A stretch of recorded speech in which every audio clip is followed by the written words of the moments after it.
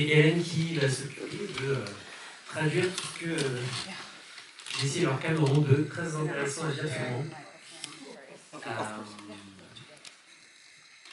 Moi j'ai envie de commencer par une question un peu générique, mais comment le scénario est sorti de ton esprit, Lorcan? Qu'est-ce qui s'est passé?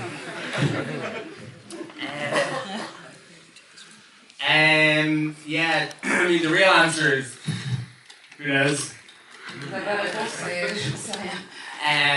But a palatable answer that is kind of chronological is that I worked with a screenwriter called Garrett Shanley.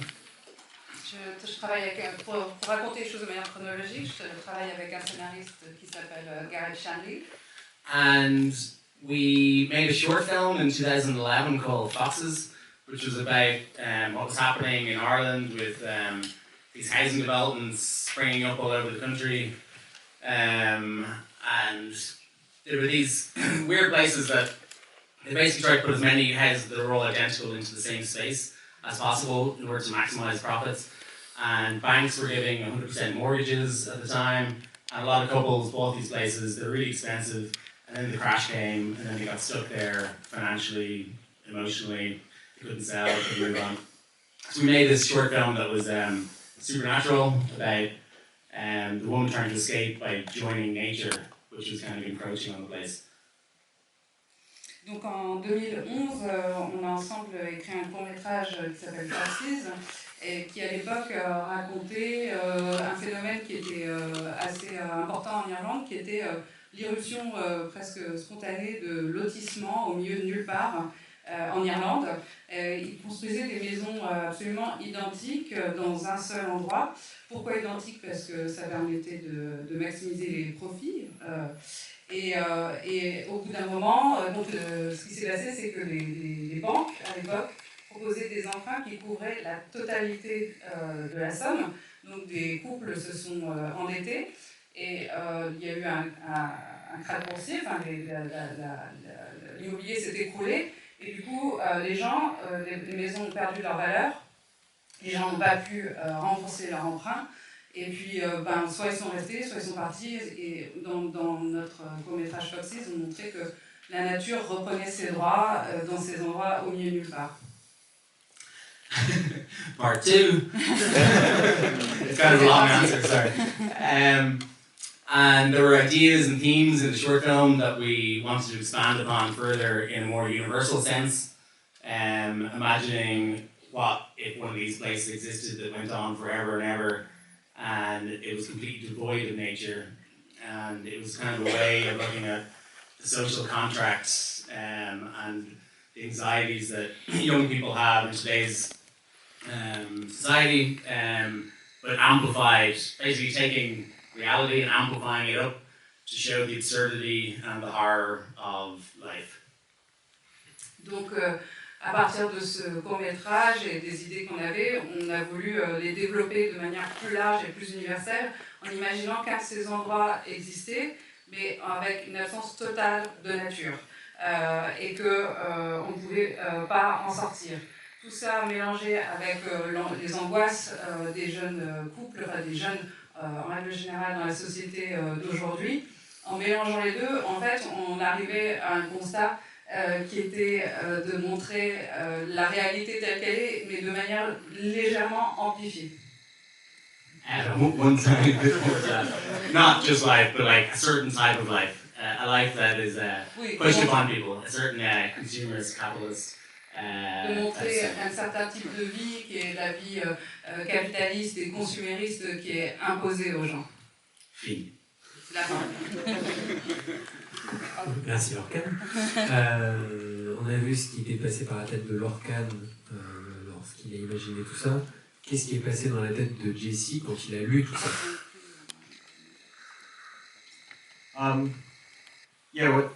What I loved about this was that it's about all of the themes that Lorcan mentioned, but it's not. It's done in an artful way rather than a kind of cynical political commentary. It's not like obvious metaphor for, the evils of corporate suburbia. It's a fever dream of a movie, so it feels more like a nightmare rather than a political statement. Is that right? Yeah. That's exactly right. That's exactly right. Perfect. Donc en dehors des thèmes abordés par Lorca, ce qui m'a touché dans le scénario, c'est que tout ça est présenté de manière artistique et non pas de manière cynique. Ce n'est pas un commentaire politique, une métaphore sur les horribles conglomérats immobiliers qui profitent des gens. C'est plutôt un cauchemar plutôt qu'une déclaration politique. Lorcan, du coup, le film, au-delà de ça, est-ce que tu l'envisages une fois que tu as tous ces éléments en tête? Est-ce que tu l'envisages comme appartenant à un genre? Est-ce que tu veux en faire un huis clos anxiogène? Est-ce que tu veux faire un thriller? Est-ce que tu as une idée à propos de ça très précise?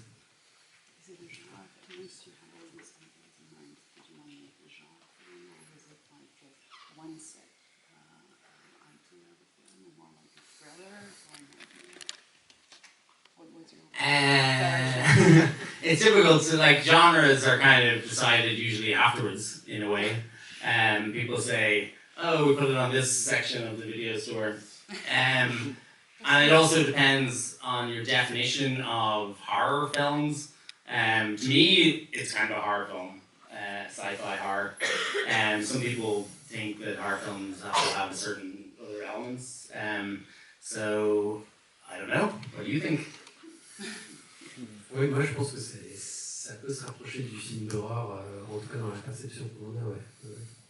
Alors pour Lorcan, la notion de genre en fait est appliquée au film après sa sortie par le monde extérieur. On se dit tiens, dans le magasin de vidéo, dans quelle section on va ranger.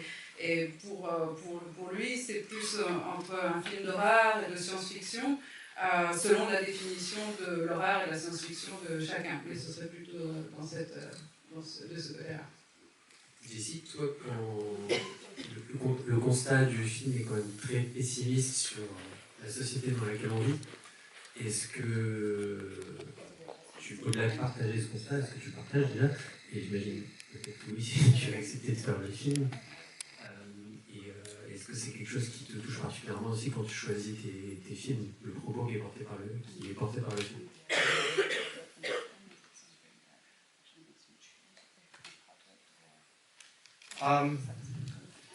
I don't really like doing movies that are like, kind of prominently a political movie, because I usually feel that like the artistry of it is hurt by the need to make a political statement.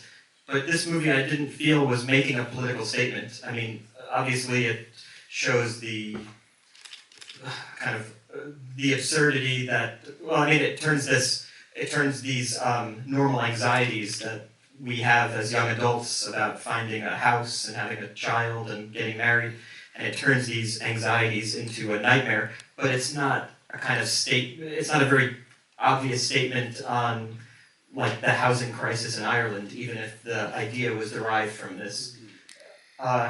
This movie seems to me to have more in common with like Louis Buñuel than Jon Stewart or something, or Bill Murray, right?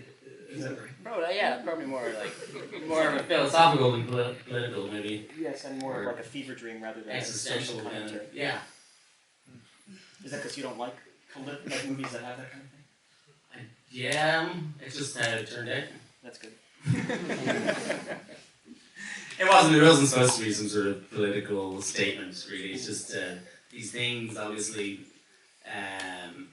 Like to me, films in a way are like a manifestation of our subconscious, like our collective subconscious. Yeah. So like if people have these things that they're thinking about, they tend to surface as movies.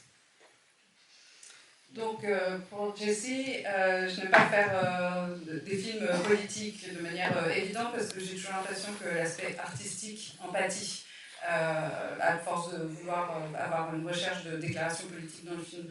Ici, Lorcan prend les angoisses normales de tout jeune couple pour ce qui est trouver une maison, fonder une famille, se marier, etc. et tournent tout ça en cauchemar. Mais par exemple, ce n'est pas du tout un film sur la crise du logement en Irlande, même si à l'origine, l'histoire découlait de ce constat. On est plus proche de Buñuel que de Bill Murray dans le cas présent. C'est plus une hallucination qu'un commentaire existentiel. Et pour Lorcan, de toute façon, un film est toujours la manifestation de notre subconscient. Justement, il y a une démarche artistique qui est évidente, qui va au-delà du simple propos. Quelles sont les influences de Lorcan? Qu'est-ce qu'il a influencé?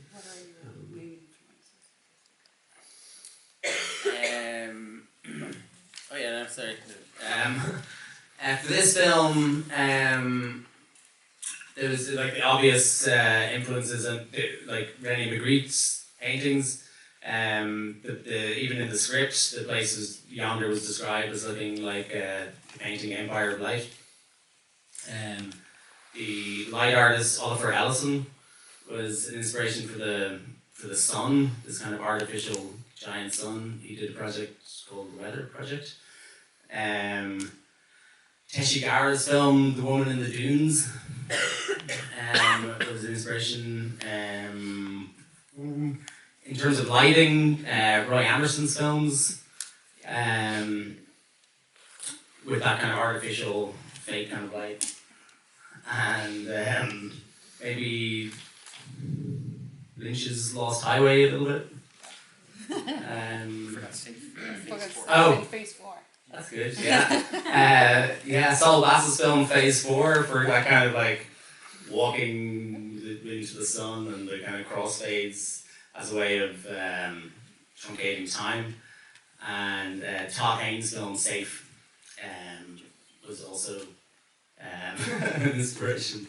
Yeah, I think of Jeff Murphy's film.